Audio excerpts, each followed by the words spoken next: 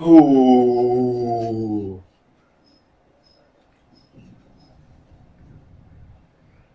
अपने प्यारे दोस्तों के लिए एक बार फिर से हम मैदान में आ चुके हैं।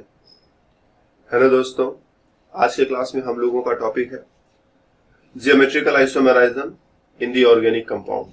जियोमेट्रिकल आइसोमेरिज्म क्या होता है वो अपने लोगों को समझना है, साथ ही साथ ऑर्गेनिक कंपाउंड्स के साथ ये कैसे काम करता है उस पर भी हम लोगों को बात करनी है। इंट्रोडक्शन वाले क्लास में हम लोगों ने जियोमेट्रिकल आइसोमेरिज्म पर थोड़ी सी बात करी थी। अगर स्कूल वगैरह का या बोर्ड एग्जामिनेशन केवल देना है तो उतना भी तुम्हारे लिए काफी होगा, लेकिन कॉम्पिटिटिव एग्जाम्स के लिए थोड़ा और गहरे में जाना पड़ेगा हमें। तो अगर अपने पास एक कार्बन कार्बन डबल बॉन्ड है,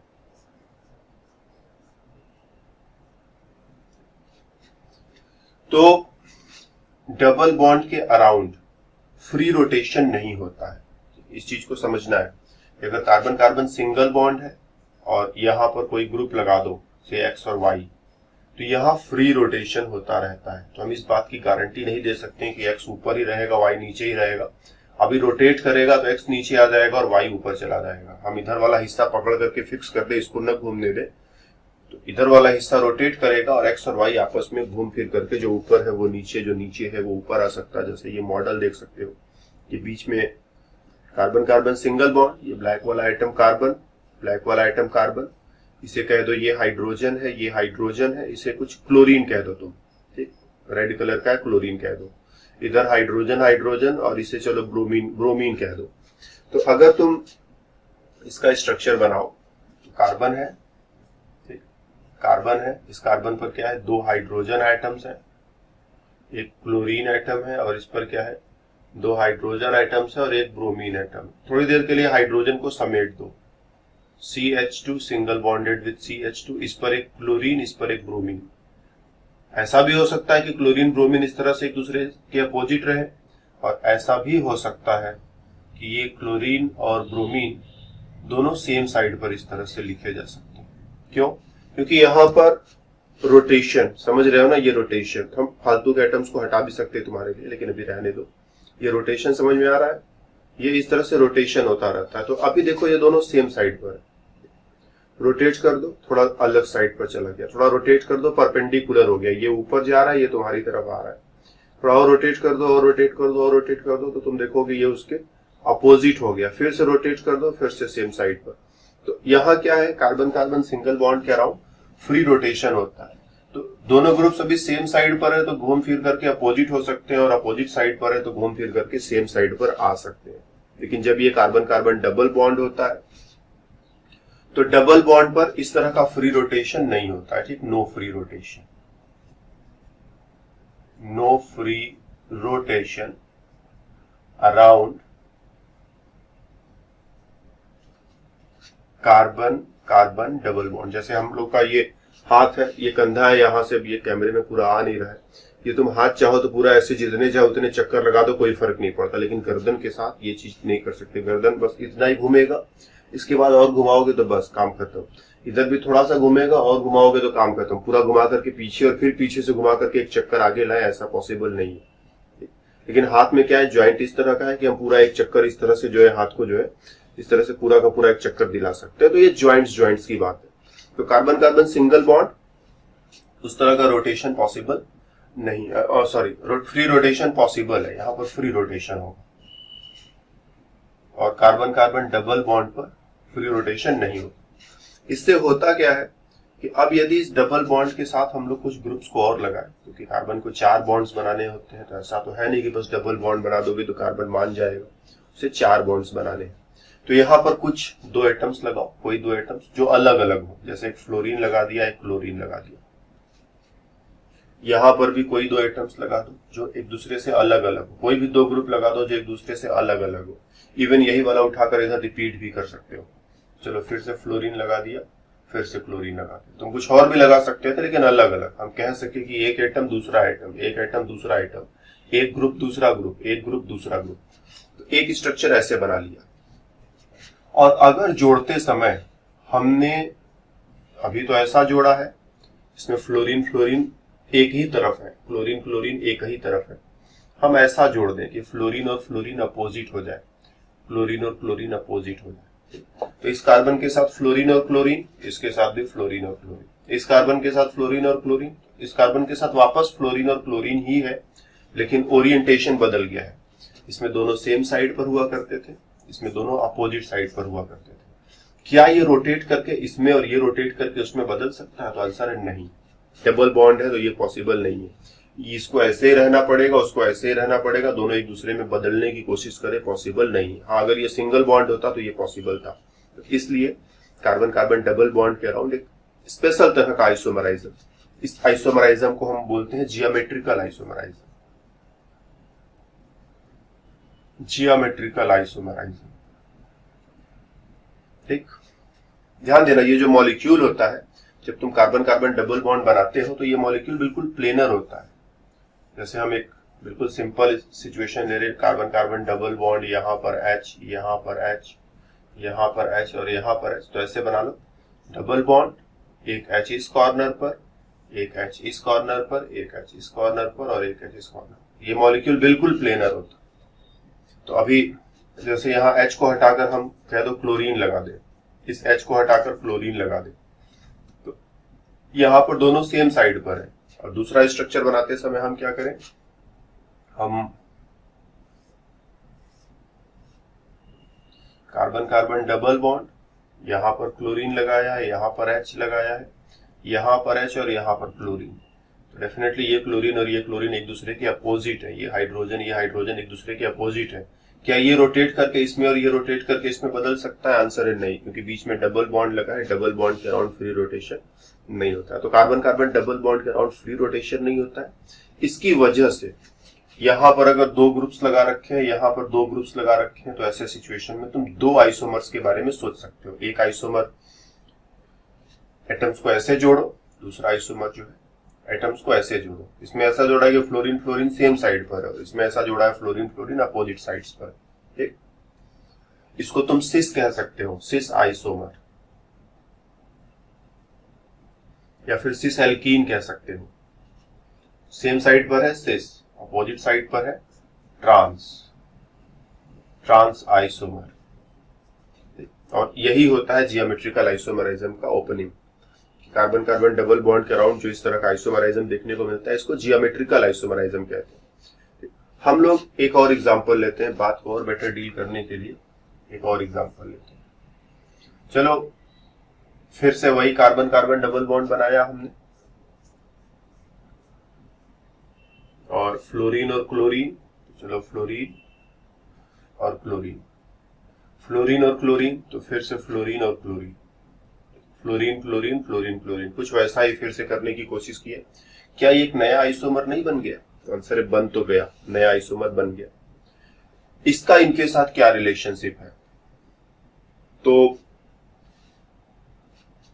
पिछले क्लास में जब हम लोग इंट्रोडक्शन के बारे में बातें कर रहे थे, आइसोमराइज्म के साथ इंट्रोडक्शन कर रहे थे, तो हमने दो तरह के आइसोमराइज्म तुम्हें बताए थे, structural and stereo. Structural isomerism and stereo isomerism. Structural में क्या होता है, एटम एक जगह से उठ करके दूसरी जगह चला जाएगा, एक पोजीशन से उठ करके दूसरी जगह चला जाएगा, बॉन्ड एक जगह से उठ करके दूसरी जगह चला जाएगा, कनेक्शन चेंज हो जाएगा। तो अगर हम कह देते हैं चलो ये कार्बन जो है इसका कुछ नाम रख देते हैं, ये कार्बन कह देते हैं ये कार्बन टाइप ए है, ठीक, या चलो लेफ्ट साइड पर है तो कहते हैं लेफ्ट कार्बन है ये, और ये कार्बन राइट साइड पर लिखा है तो राइट कार्बन है ये। एक फ्लोरीन जो है राइट कार्बन पर लगा है, एक फ्लोरीन लेफ्ट कार्बन पर लगा है। इसमें भी वही बात है, अभी भी एक फ्लोरीन लेफ्ट कार्बन पर और एक फ्लोरीन राइट कार्बन पर, और क्लोरीन के साथ भी वैसी ही बात, एक फ्लोरीन राइट पर एक फ्लोरीन लेफ्ट पर। इसमें भी वही बात है, एक फ्लोरीन लेफ्ट वाले कार्बन पर और एक क्लोरीन राइट वाले कार्बन पर। इसमें आ जाओ जरा, तो तुम देखोगे दोनों ही क्लोरीन राइट वाले कार्बन पर है और दोनों ही फ्लोरीन जो है वो लेफ्ट वाले कार्बन पर है। मतलब मेरे को एक फ्लोरीन को राइट वाले कार्बन से उठा करके यहां से अगर यहां आना है या यहां से यहां आना है, तो मेरे को एक क्लोरीन या एक फ्लोरीन एटम को लेफ्ट से राइट या राइट से लेफ्ट वाले कार्बन पर लाना पड़ेगा। तो अगर इन दोनों को आपस में बदलना है या इन दोनों को आपस में बदलना है, तो क्लोरीन और फ्लोरीन एटम्स को लेफ्ट वाले से राइट वाले पर, राइट वाले से लेफ्ट वाले पर ले जाना पड़ेगा। जगह बदल रहे हैं उसकी हम, पोजीशन बदल रहे हैं उसकी हम। ये स्ट्रक्चरल आइसोमराइज्म का पार्ट है। तो ये दोनों एक दूसरे के स्ट्रक्चरल आइसोमर्स हैं, ये दोनों एक दूसरे के स्ट्रक्चरल आइसोमर्स हैं। इन दोनों में क्या है, पोजीशन नहीं बदला है, इन दोनों में पोजीशन नहीं बदला है। जो लेफ्ट वाले कार्बन पर जो ग्रुप्स थे अभी भी लेफ्ट वाले पर है, जो राइट वाले कार्बन पर जो ग्रुप्स थे अभी भी राइट वाले कार्बन पर है। जो ग्रुप लेफ्ट पर था वो लेफ्ट पर है, जो ग्रुप राइट पर था वो राइट कार्बन पर ही है। बस क्या है, ओरिएंटेशन ऊपर का नीचे और नीचे का ऊपर हो गया। तो ओरिएंटेशन बदलने से जब आइसोमराइज्म देखने को मिले तो हम कहते हैं स्टीरियो। तो ये दोनों स्टीरियो है, स्टीरियो आइसोमराइज्म का केस है, एक दूसरे के स्टीरियो आइसोमर्स है। लेकिन इन दोनों में स्टीरियो नहीं है, इन दोनों में स्टीरियो नहीं है, ये दोनों स्ट्रक्चरल आइसोमर्स है, ये दोनों स्ट्रक्चरल आइसोमर्स है। तो कभी कभी ऐसा भी सिचुएशन तुम्हारे सामने आ सकता है, इसे भी हैंडल करो, राइट। तो कार्बन कार्बन डबल बॉन्ड के अराउंड यहाँ पर कोई भी दो ग्रुप, जैसे फ्लोरीन और क्लोरीन, यहाँ पर कोई भी दो ग्रुप, इधर वाला उठाकर इधर रिपीट कर लिया, या बदल भी सकते हो, जैसे ब्रोमीन और आयोडीन, तब भी एक और आइसोमर बनाओगे। ध्यान रहे, पोजीशन नहीं बदलना है, मतलब इस पर से उठाकर उस पर और उस पर से उठाकर इस पर नहीं लाना है, बस ओरिएंटेशन ऊपर का नीचे, नीचे का ऊपर कर दिया। तो क्लोरीन को ऊपर कर दो, फ्लोरीन को नीचे कर दो, तो तुम देखोगे एक और आइसोमर बन गया, और दो ही आइसोमर बनेंगे। इसमें सिस ट्रांस कहना थोड़ा मुश्किल होगा। पिछली बार तो ग्रुप्स ऐसे थे तो हम लोग कह सकते थे कि दो ग्रुप्स ऐसे हैं जो सेम साइड पर है, सिस हो गए, दो ग्रुप्स ऐसे हैं जो अपोजिट साइड पर है तो ट्रांस हो गए। यहां सिस ट्रांस कहना थोड़ा मुश्किल है। करोगे क्या, इन दोनों में जिसका एटॉमिक नंबर बड़ा है उसे कह दो ये फर्स्ट प्रायोरिटी ग्रुप है, और जिसका एटॉमिक नंबर छोटा है उसे सेकंड प्रायोरिटी दे दो। इसी तरह से यहां पर भी जिसका एटॉमिक नंबर बड़ा है उसे फर्स्ट प्रायोरिटी, और जिसका एटॉमिक नंबर छोटा है उसे सेकंड प्रायोरिटी। तो फर्स्ट और फर्स्ट यदि सेम साइड पर मिल जाए तो बोलो Z। और इसी तरह से इसमें आ जाओ, क्लोरीन और फ्लोरीन में क्लोरीन का एटॉमिक नंबर बड़ा है फर्स्ट, और फ्लोरीन सेकंड होना पड़ेगा। ब्रोमीन और आयोडीन में आयोडीन का एटॉमिक नंबर बड़ा है तो फर्स्ट प्रायोरिटी, और ब्रोमीन को मिलेगी सेकंड प्रायोरिटी। फर्स्ट और फर्स्ट अपोजिट साइड पर मिल रहे हैं तो हम इसको बोलते हैं ई एल्कीन, ई एल्कीन या ई आइसोमर। और जेड एल्कीन या जेड आइसोमर। तो कभी कभी हमारे सामने सिचुएशन ऐसा भी रहेगा, डबल बॉन्ड के अराउंड इस तरह के ग्रुप्स लगे रहेंगे कि सिस ट्रांस साफ साफ डिसाइड करना बड़ा मुश्किल हो जाता है।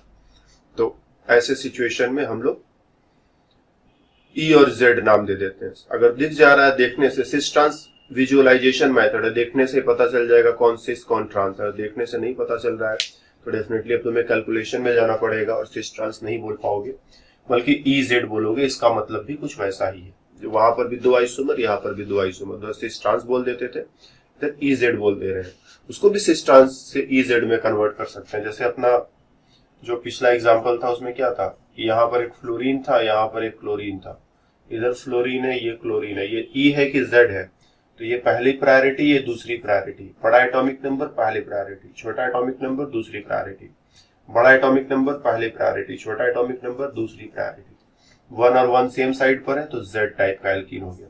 तो तुम इसे सिस भी कह सकते हो, क्योंकि chlorine chlorine same side, fluorine fluorine same side, तो सिस भी कह सकते हो।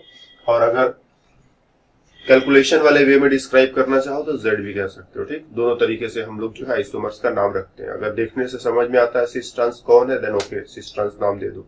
देखने से नहीं समझ में आ रहा है, ई जेड नाम दे दो। और केवल कार्बन कार्बन डबल बॉन्ड ही नहीं, दूसरे सिचुएशन जैसे कार्बन नाइट्रोजन डबल बॉन्ड हो जाए, यहां पर भी जियोमेट्रिकल आइसोमराइज्म तुम्हें देखने को मिल सकता है। कार्बन को कितने बॉन्ड्स बनाने होते हैं, 4, 2 यहां पर है और 2 इधर। मान लो इधर तुमने कोई एटम X जोड़ दिया, इधर Y जोड़ दिया। नाइट्रोजन को कितने बॉन्ड्स बनाने होते हैं, तो नाइट्रोजन को सिर्फ 3 बॉन्ड्स बनाने होते हैं, तो 2 तो इसने बना लिए हैं, कोई 1 बॉन्ड अभी और बनाना बाकी है। साथ ही साथ नाइट्रोजन के अंतिम सेल में 5 इलेक्ट्रॉन्स होते हैं।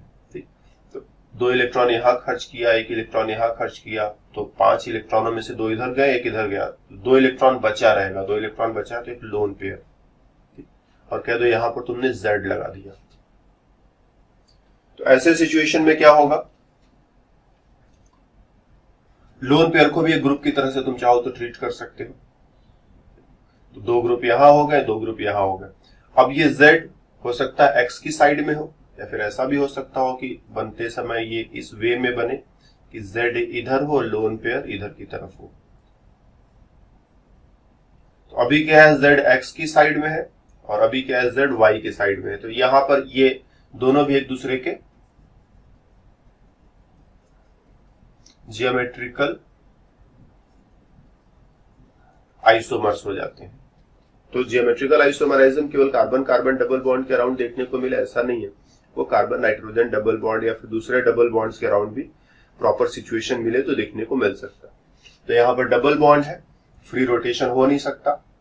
अगर Z और X को सेम साइड पर बनाया है तो अपने आप रोटेट करके अपोजिट नहीं हो सकते, और अपोजिट साइड पर बनाया है तो वो रोटेट होकर के सेम साइड पर नहीं आ सकते। दोनों दो अलग अलग आइसोमर्स हैं और दोनों को फिर से एक दूसरे का जियोमेट्रिकल आइसोमर्स ही बोलेंगे। इसका एक बहुत ही अच्छा एग्जाम्पल तुम लोग देखोगे जब हम लोग एल्डिहाइड और कीटोन वाला चैप्टर पढ़ेंगे, तो वहां पर ये रिएक्शन तुम्हें देखने को मिलेगा। एल्डिहाइड कैसे लिखते हो, C डबल बॉन्ड O है, यहाँ कोई एल्किल ग्रुप लगा दो, यहाँ हाइड्रोजन लगा दो, तो ये एल्डिहाइड हो गया। अब इसका रिएक्शन तुम करा दो NH2OH से,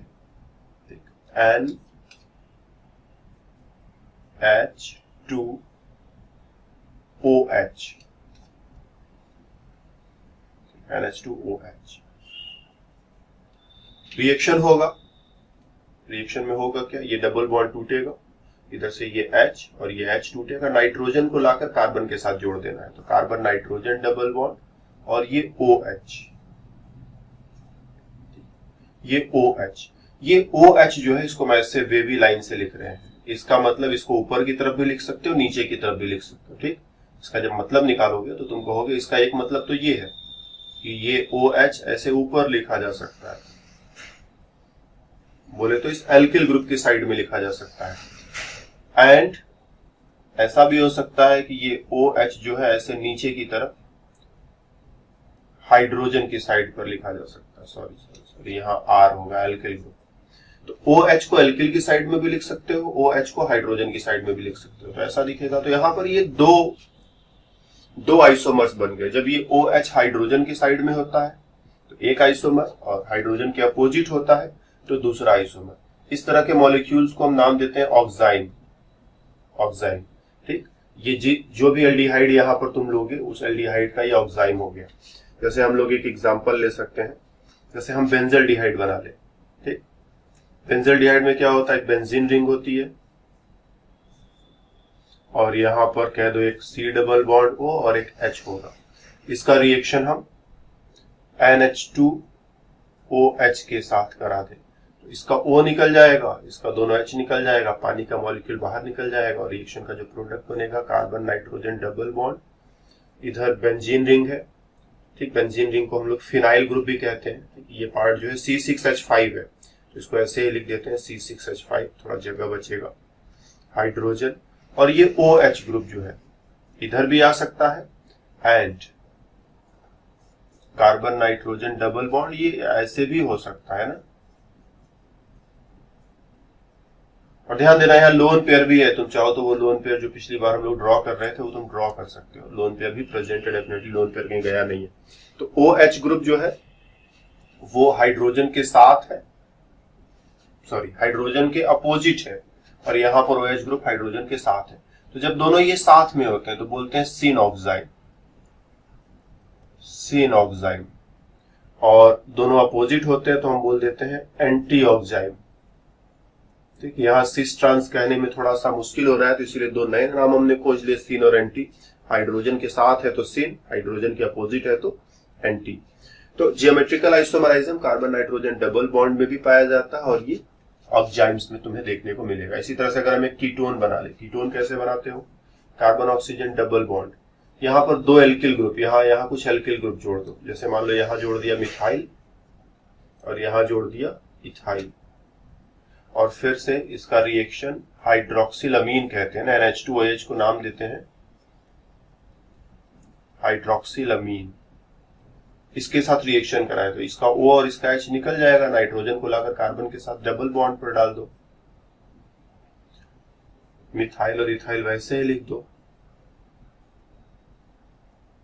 और ये OH ग्रुप इसको मैं ऐसे वेवी लाइन से बना रहा है। इसका मतलब ये ऊपर भी लिखा जा सकता है, नीचे भी लिखा जा सकता है। एक बार मिथाइल के साइड में लिखोगे तो एक आइसोमर, इथाइल के साइड में लिखोगे तो दूसरा आइसोमर। अगर ये दोनों ग्रुप सेम होते, जैसे यहाँ भी मिथाइल यहाँ भी मिथाइल, तब ये बात हम नहीं कर पाते, क्योंकि दोनों ग्रुप अलग अलग तो कम से कम होने चाहिए ना, तब कहोगे ना कि एक बार OH पहले वाले ग्रुप के साथ है, दूसरी बार OH दूसरे वाले ग्रुप के साथ है, तो फिर से दो आइसोमर्स, ऑक्जाइन के दो आइसोमर्स तुम्हें देखने को मिलेंगे। तो ये एग्जांपल्स हुए कार्बन नाइट्रोजन डबल बॉन्ड के अराउंड जियोमेट्रिकल आइसोमराइज्म के।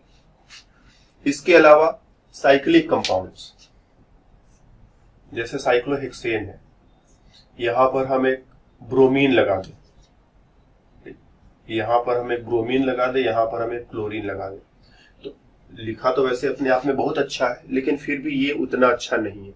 है क्या, ये ब्रोमीन और क्लोरीन, यहां पर अगर तुम ध्यान से देखो तो यहीं पर एक हाइड्रोजन भी जरूर होगा। कार्बन को 4 बॉन्ड्स बनाने हैं तो एक छुपा हुआ हाइड्रोजन भी होना चाहिए। इसी तरह से यहाँ भी एक छुपा हुआ हाइड्रोजन है। तो यहाँ पर 2 ग्रुप्स हो गए, दोनों अलग अलग, यहाँ पर भी 2 ग्रुप्स हो गए, दोनों अलग अलग। अब होता क्या है, हम इस रिंग को अगर प्लेनर बनाते हैं, इस रिंग को हमने प्लेनर बनाया, तो ब्रोमीन और हाइड्रोजन दोनों में से एक प्लेन से ऊपर रहेगा, जिसको हम इस तरह से बना देंगे, और दूसरा प्लेन से नीचे जाएगा, जिसे हम इस तरह से बनाएंगे। इसी तरह से क्लोरीन और हाइड्रोजन में एक जो है प्लेन से ऊपर रहेगा और एक जो है प्लेन से नीचे रहेगा। अब यहां पर एक पॉसिबिलिटी ये भी हो सकती है कि अभी क्या है, ब्रोमीन और क्लोरीन देखो सेम साइड पर है, और हाइड्रोजन सेम साइड पर, ये दोनों ऊपर और ये दोनों नीचे। ऐसा भी हो सकता है कि यहाँ हाइड्रोजन ऊपर है और ब्रोमीन नीचे है, और यहां पर क्लोरीन ऊपर है और हाइड्रोजन नीचे है। तो तुम देखो ये हाइड्रोजन और ये हाइड्रोजन सेम साइड पर नहीं है, अपोजिट साइड्स पर, एक ऊपर एक नीचे, और यहाँ पर ब्रोमीन और क्लोरीन भी सेम साइड पर नहीं है, ऊपर और नीचे। तो इसको बोलोगे ये सिस आइसोमर है, सिस आइसोमर, और इसको बोलोगे ट्रांस आइसोमर। ठीक, तो सिस और ट्रांस आइसोमराइज्म केवल डबल बॉन्ड पर ही नहीं, सिंगल बॉन्ड पर भी पाया जा सकता है, लेकिन ध्यान रहे वो सिंगल बॉन्ड रिंग में होना चाहिए। अगर कार्बन कार्बन सिंगल बॉन्ड या कोई भी सिंगल बॉन्ड रिंग में है, फ्री रोटेशन नहीं हो सकता वहां पर रोटेशन थोड़ा बहुत होगा। इसके लिए एक मॉडल भी बनाया जा सकता है फिलहाल में। ओके, फटाफट तुम्हारे लिए एक मॉडल बना सकते हैं हम, जैसे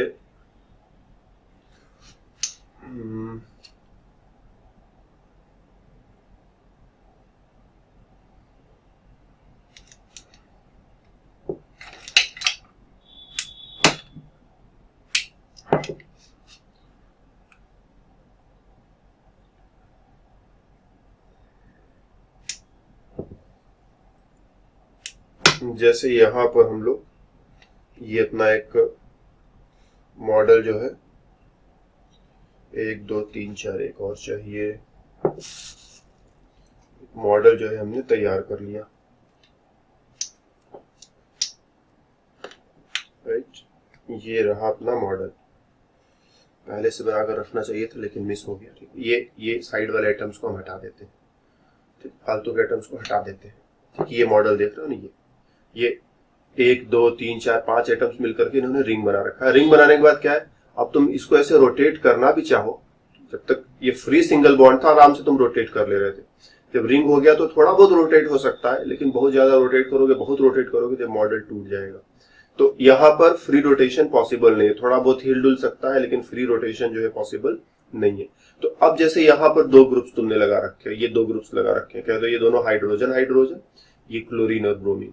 तो अभी क्या है, ये हाइड्रोजन सेम साइड पर, क्लोरीन ब्रोमीन सेम साइड पर, और रोटेशन करना भी चाहो तो देखो रोटेट नहीं होगा ना, क्योंकि पीछे से इधर से लॉक है, तो रोटेशन पॉसिबल नहीं है। तो अगर एक बार सेम साइड पर है तो अपने आप घूम करके अपोजिट साइड पर नहीं जा सकता, और अपोजिट साइड पर है तो घूम करके सेम साइड पर नहीं आ सकता। और वही चीज कुछ यहाँ पर है, एक 6 मेंबर्ड रिंग है, हाइड्रोजन और हाइड्रोजन लगे हैं, ब्रोमीन और क्लोरीन लगे हैं, सेम साइड पर है सिस आइसोमर, अपोजिट साइड पर है ट्रांस आइसोमर। तो ये सिस ट्रांस या geometrical isomerism carbon carbon single bond पर भी देखने को मिल सकता है, लेकिन वो सिंगल बॉन्ड ओपन चेन में नहीं होना चाहिए, वो सिंगल बॉन्ड कहाँ होना चाहिए, रिंग के अंदर होना चाहिए। और ये भी जरूरी नहीं है, जैसे हम लोग पिछले एग्जाम्पल में क्या कर रहे हैं कि क्लोरीन और ब्रोमीन को बिल्कुल अगल बगल में लगाया है, हम यहाँ पर भी लगा दे, यहाँ एक क्लोरीन लगा दे, यहाँ एक ब्रोमीन लगा दे, तो भी ये बात हो सकती है कि अभी क्या है, ये क्लोरीन सामने, ये ब्रोमीन भी सामने, मतलब सेम साइड। और दूसरे सिचुएशन में ऐसा हो सकता है कि क्लोरीन जो है वो सामने हो जाए, लेकिन ब्रोमीन जो है वो डॉटेड लाइन से बना रहे हैं वो पीछे चला गया, ऐसा हो सकता है ना। तो जब दोनों सेम साइड पर रहेंगे तो सिस, अपोजिट साइड पर रहेंगे तो ट्रांस। ध्यान देना यहाँ हाइड्रोजन भी छुपा हुआ है, क्योंकि एक अकेला ग्रुप रहेगा तो फिर कोई सामने पीछे नहीं होता, दो ग्रुप्स होंगे तब कहेंगे एक सामने और एक पीछे। अकेले ग्रुप है तो क्या सामने क्या पीछे, दो ग्रुप्स रहेंगे तब तो कंपेयर करोगे ना। जैसे अगर हम लोग ऐसा कुछ बना दें, रिंग बना दें, डबल बॉन्ड बना दे, यहाँ क्लोरीन और यहाँ ब्रोमीन लगा दे, तो ध्यान देना ये हिस्सा जो है, ये हिस्सा पहले तो प्लेनर है, कार्बन कार्बन डबल बॉन्ड के अराउंड ये जो चार बॉन्ड्स होते हैं ये एक ही प्लेन में होते हैं, तो ये और ये सब एक ही प्लेन में है। दूसरी चीज, यहाँ पर कोई हाइड्रोजन नहीं है, यहाँ पर कोई हाइड्रोजन नहीं है, तो कौन आगे कौन पीछे वो सब बातें नहीं कर सकते, तो इसमें कोई जियोमेट्रिकल आइसोमरिज्म नहीं मिलेगा। सिंगल बॉन्ड है और यहाँ पर केवल क्लोरीन नहीं, एक हाइड्रोजन भी छुपा हुआ है। जब क्लोरीन आगे है तो हाइड्रोजन पीछे है, ब्रोमीन आगे है तो हाइड्रोजन पीछे है, ब्रोमीन पीछे है तो हाइड्रोजन आगे की तरफ तुम बनाओगे। तो हमने हाइड्रोजन को साफ सुथरा इमेज रखने के लिए, साफ सुथरा डायग्राम बनाने के लिए हाइड्रोजन को छुपा करके ही रखा हुआ है। तो तुम देखोगे यहां पर एक आइसोमर हुआ सिस, यहां पर दूसरा आइसोमर हुआ ट्रांस। तो सिस ट्रांस आइसोमराइज्म केवल कार्बन कार्बन डबल बॉन्ड पर ही तुम्हें देखने को नहीं मिलेगा, बल्कि कार्बन नाइट्रोजन डबल बॉन्ड पर भी तुम्हें देखने को मिल सकता है, ठीक। और साइक्लिक मॉलिक्यूल्स में भी देखने को मिल सकता है, लेकिन शर्त वहां सभी जगहों पर लगभग शर्त एक ही जैसी है। वो शर्त क्या है कि कार्बन कार्बन डबल बॉन्ड जब तुम बना रहे हो तो यहाँ दो ग्रुप्स, कुछ भी कह दो एक्स और वाई, यहाँ पर भी दो ग्रुप्स, इवन इसी का रिपीटेशन भी हो जाए तो चलेगा, लेकिन दो अलग अलग ग्रुप्स यहाँ भी चाहिए। तो या तो एक्स वाई हो जाए या कह दो एक्स डैश वाई डैश हो जाए। कार्बन नाइट्रोजन डबल बॉन्ड भी जब तुम बना रहे हो तब भी वही बात है कि यहाँ पर कोई दो ग्रुप्स एक्स और वाई होने चाहिए, और यहाँ पर नाइट्रोजन दो ग्रुप्स तो नहीं रख सकता, एक लोन पेयर रहेगा जो कि एक ग्रुप का काम करेगा, और कोई भी एक group X Y Z anything कुछ भी लगा दो यहाँ पर, ठीक। चलो जेड ही लगा दिया, एक्स वाई जेड कुछ भी लगा सकते हो, इवन एक्स का रिपीटेशन कर दो, वाई का रिपीटेशन कर दो, तब भी फर्क नहीं पड़ता। और फिर हमने कहा साइक्लिक मॉलिक्यूल। साइक्लिक मॉलिक्यूल में यहाँ पर डेफिनेटली दो ग्रुप्स लगाए जा सकते हैं, यहाँ पर भी दो ग्रुप्स लगाए जा सकते हैं, X Y and X Y, या फिर एक्स डैश वाई डैश। और जरूरी नहीं कि बगल बगल में यहाँ पर रखा जाए, हम ऐसा भी सोच सकते हैं एक यहाँ पर है दूसरा यहाँ पर है, या फिर एक यहाँ दूसरा यहाँ, तो यहाँ पर दो ग्रुप एक्स और वाई लगा दो, यहाँ पर भी दो ग्रुप एक्स और वाई या फिर एक्स डैश और वाई डैश लगा दो। ऐसा एक केस होगा कि जब एक्स और एक्स सामने की तरफ होंगे, और दूसरा केस होगा जब एक्स और एक्स अपोजिट साइड में, एक आगे एक पीछे चला जाए, तो एक को सिस बोलेंगे और एक को ट्रांस बोलेंगे। तो geometrical isomerism carbon carbon double bond पर ही नहीं, कार्बन नाइट्रोजन डबल बॉन्ड पर भी तुम्हें देखने को मिलेगा, और साइक्लिक मॉलिक्यूल्स में भी देखने को मिलेगा। बस कंडीशन ध्यान रखोगे कि दो अलग अलग ग्रुप, यहाँ भी दो अलग अलग ग्रुप, यहाँ पर भी ये दो अलग अलग ग्रुप, यहाँ पर भी दो अलग अलग ग्रुप, ठीक।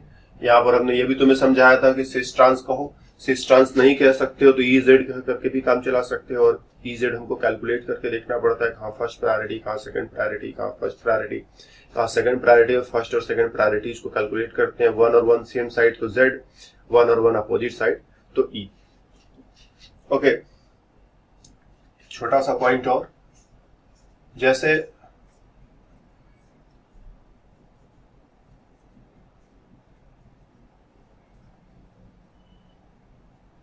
हम इन दोनों मॉलिक्यूल्स को बना दें, एक सिस 2 ब्यूटीन है और एक ट्रांस 2 ब्यूटीन है,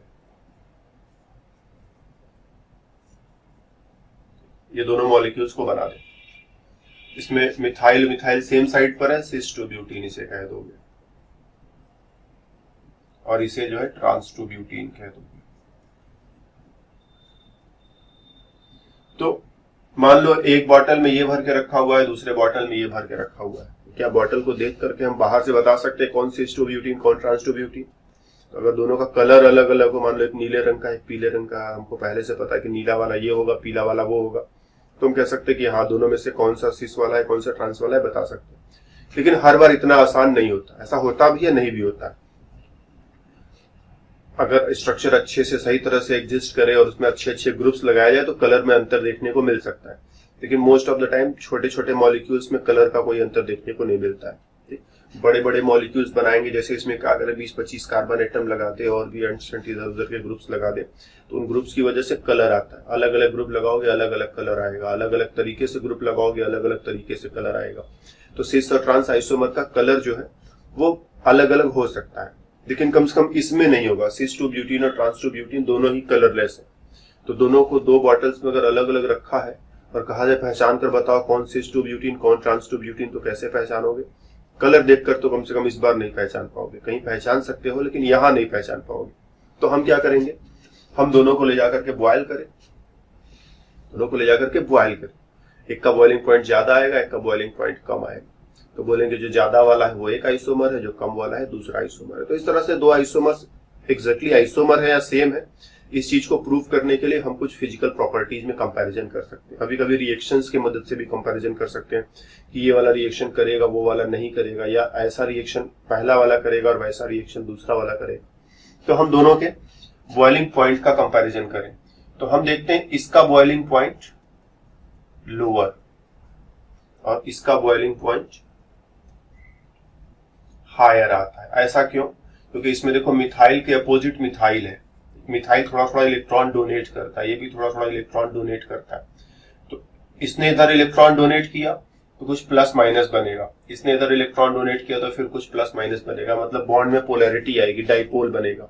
और हम लोग जानते हैं ये वाला डाइपोल इस वाले डाइपोल के अपोजिट काम कर रहा है। जब दोनों अपोजिट काम कर रहे हैं तो इसका डाइपोल कैंसिल। इसी तरह से हाइड्रोजन हाइड्रोजन, अगर इस बॉन्ड में कोई पोलैरिटी है, कह दो हाइड्रोजन पर थोड़ा प्लस कार्बन पर थोड़ा माइनस, डाइपोल बना ना। यहाँ भी हाइड्रोजन पर थोड़ा प्लस कार्बन पर थोड़ा माइनस, कार्बन थोड़ा ज्यादा इलेक्ट्रोनेगेटिव है तो कार्बन पर माइनस आ जाएगा। तो यहाँ एक डाइपोल काम कर रहा है, कार्बन इलेक्ट्रॉनों को अपनी तरफ खींच रहा है, यहाँ भी कार्बन इलेक्ट्रॉनों को अपनी तरफ खींच रहा है। ये दोनों डाइपोल इक्वल एंड अपोजिट है तो एक दूसरे को कैंसिल कर दे। यहाँ पर ये बात नहीं है, इसका जो डाइपोल है और इसका जो डाइपोल है एक दूसरे को कैंसिल नहीं कर पाएगा, और इसका जो डाइपोल है और इसका जो डाइपोल है ये दोनों एक दूसरे को कैंसिल नहीं कर पाएंगे। तो डाइपोल्स के कैंसिलेशन की वजह से इसका जीरो डाइपोल मोमेंट है, जीरो डाइपोल मोमेंट। ठीक, मतलब सारे प्लस माइनस एक दूसरे को कैंसिल कर देंगे, और इसका नॉन जीरो डाइपोल मोमेंट है, non zero dipole moment. Zero होने से क्या है, इसके सारे प्लस माइनस एक दूसरे को कैंसिल कर देंगे, यहां पर कैंसिल नहीं कर पाएंगे। मतलब मॉलिक्यूल में कुछ पॉजिटिव सेंटर होंगे कुछ निगेटिव सेंटर होंगे, और जब मॉलिक्यूल्स एक दूसरे के पास आएंगे, ढेर सारे मॉलिक्यूल्स एक दूसरे के पास आएंगे, तो पहले मॉलिक्यूल का पॉजिटिव सेंटर दूसरे मॉलिक्यूल के नेगेटिव सेंटर को, दूसरे मॉलिक्यूल का पॉजिटिव सेंटर तीसरे मॉलिक्यूल के नेगेटिव सेंटर को, तीसरे का चौथे को, चौथे का पांचवें को, ये सब एक दूसरे को अट्रैक्ट करेंगे। इस फोर्स ऑफ अट्रैक्शन को तोड़ने में ज्यादा एनर्जी लगेगी, तो बॉइलिंग पॉइंट हायर होगा।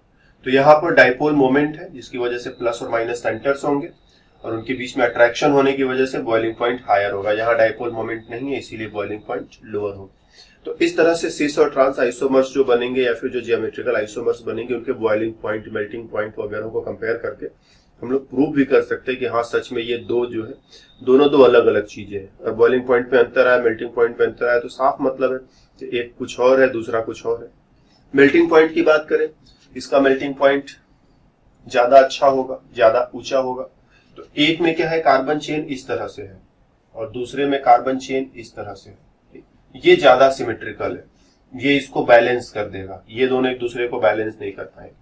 तो होता क्या है कि जब मॉलिक्यूल सॉलिड स्टेट में होते हैं, मेल्टिंग पॉइंट का मतलब सॉलिड स्टेट, किसी सॉलिड को मेल्ट करोगे तभी तो मेल्टिंग पॉइंट की बात होगी।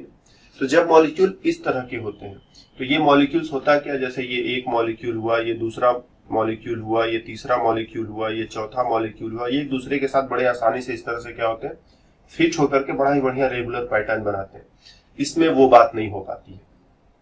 ठीक, तो ट्रांस वाले मॉलिक्यूल जब सॉलिड स्टेट में क्रिस्टल बनाने की बात आती है तो एक दूसरे के साथ बड़ी ही रेगुलर वे में फिट हो जाते हैं। रेगुलर वे में फिट हो जाते हैं तो पास पास चिपक करके रहते हैं, तो उनके बीच में फोर्स ऑफ अट्रैक्शन ज्यादा काम करता है और मेल्टिंग पॉइंट ऊंचा होता है। और सिस वाले मॉलिक्यूल में वो बात नहीं आ पाती है। तो इसमें क्या है, बेटर पैकिंग इन क्रिस्टल बनेगा तो पैकिंग अच्छी होगी, और इस पैकिंग को तोड़ने में काफी एनर्जी लगेगी, इसीलिए हायर मेल्टिंग पॉइंट। और यहां पर देखोगे तो लोअर मेल्टिंग पॉइंट। ऐसा ही एक केस हम लोग और भी ले सकते हैं। से अपने पास कार्बन कार्बन डबल बॉन्ड है, यहाँ पर हाइड्रोजन है और यहाँ पर कुछ क्लोरीन है, हाइड्रोजन है और क्लोरीन है। फिर से carbon carbon double bond, hydrogen hydrogen opposite, chlorine chlorine opposite. Boiling point compare करें दोनों का, किसका हाई किसका लो, तो देखोगे दोनों अपोजिट है तो डाइपोल डाइपोल सारा कैंसिल हो जाएगा, कोई पॉजिटिव नेगेटिव सेंटर नहीं बनेगा। पॉजिटिव नेगेटिव सेंटर नहीं बनने की वजह से अट्रैक्शन कम रहेगा, अट्रैक्शन कम रहेगा तो बॉइलिंग पॉइंट डाउन, इसका boiling point up. Melting point का कंपैरिजन करें, दोनों में मेल्टिंग पॉइंट किसका ज्यादा किसका कम, तो देखो यहाँ दोनों क्लोरीन अपोजिट है, तो अपोजिट होने से क्या होता है कि ये क्रिस्टल बनाएगा जब, तो फिर से वही बात, जब क्रिस्टल बनाएगा तो मॉलिक्यूल्स एक दूसरे के साथ खूब अच्छे से पैक हो जाएंगे। जब अच्छे से पैक हो जाएंगे तो अच्छे से पैक होने की वजह से क्रिस्टल मजबूत बनेगा, मॉलिक्यूल्स पास पास रहेंगे, फोर्स ऑफ अट्रैक्शन ज्यादा होगा, तो उनको अलग करने में मेल्ट करने में ज्यादा एनर्जी लगेगी, तो इसका मेल्टिंग पॉइंट ज्यादा होगा और इसका मेल्टिंग पॉइंट कम होगा। तो इस तरह से सुटेबल केसेज में हम लोग मेल्टिंग पॉइंट, बॉइलिंग पॉइंट इत्यादि का कंपैरिजन करते हुए हम सिस और ट्रांस आइसोमर को गेस कर सकते हैं कि जिसका मेल्टिंग पॉइंट ऊंचा होगा वो ट्रांस होगा, जिसका बॉइलिंग पॉइंट ऊंचा होगा वो सिस होगा। तो ज्योमेट्रिकल आइसोमराइज्म में इस क्लास पर हमारी तरफ से इतना ही। हम लोगों ने सीखा कि कार्बन कार्बन डबल बॉन्ड के अलावा कार्बन नाइट्रोजन डबल बॉन्ड और साइक्लिक मॉलिक्यूल्स में भी ज्योमेट्रिकल आइसोमराइज्म देखने को मिलता है, और आइसोमर्स को सिस, ट्रांस, ई, जेड, सिन, एंटी वगैरह नामों से हम बुला सकते हैं। और आइसोमर्स के बीच में तुलना करनी हो, फिजिकली तुलना करनी हो, देख करके तुलना करना हो कि कौन एक आइसोमर है कौन दूसरा आइसोमर है, तो मेल्टिंग पॉइंट और बॉइलिंग पॉइंट जैसे प्रॉपर्टीज की हम मदद ले सकते हैं। तो इस क्लास में इतना ही, फिर मिलेंगे अगली क्लास में, तो बातें और भी होंगी। तब तक के लिए बाय बाय।